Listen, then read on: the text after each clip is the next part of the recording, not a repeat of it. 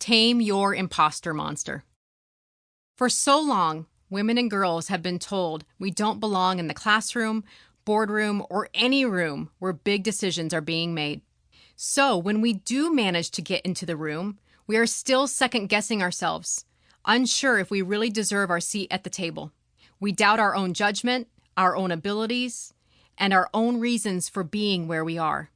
Even when we know better, it can still lead us to playing it small and not standing in our full power.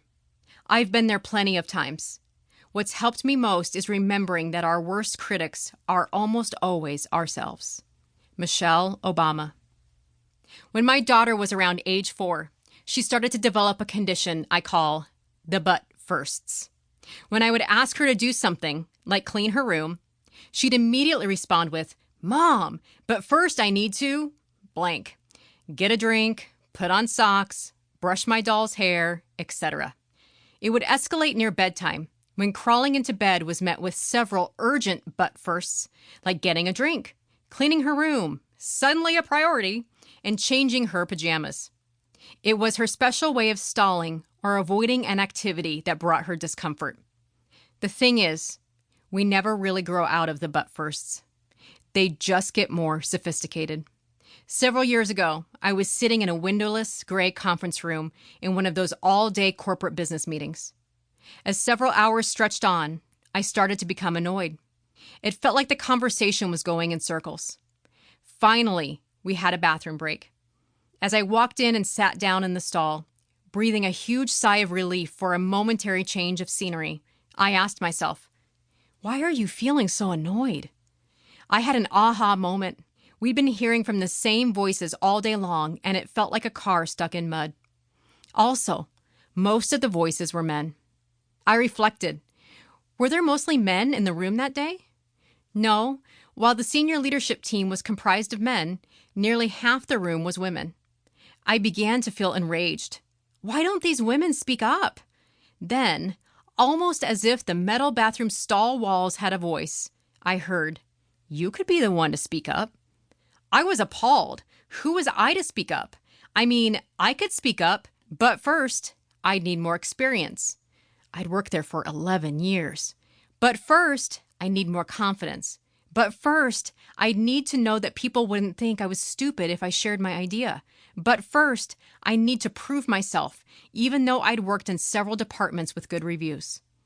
My grown-up version of the but first got me that day as I walked back into the conference room.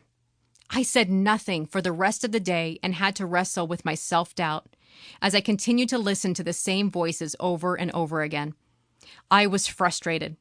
I knew I didn't want to spend another meeting listening to the same people and hearing mostly male voices, but I struggled to fully overcome the self-doubt that preceded speaking up in the big meeting rooms with my peers and leaders.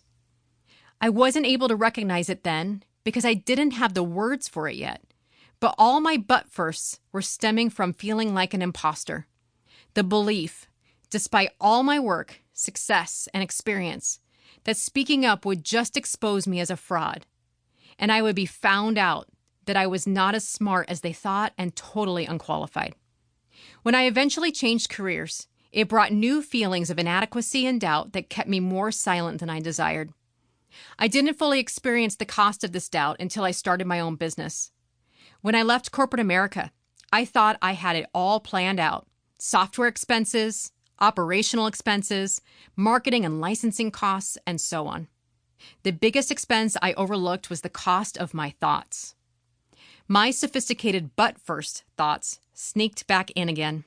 The cost of these thoughts wasn't totally evident in corporate America, because despite staying more silent than I wanted in meeting rooms, or holding back on project launches until they were perfect, I still got paid every 2 weeks. Running my own business, my doubt was at a whole new intensity level. But first, I have to make my website perfect before I can offer my services. But first, I have to make this coaching program perfect before I can launch it.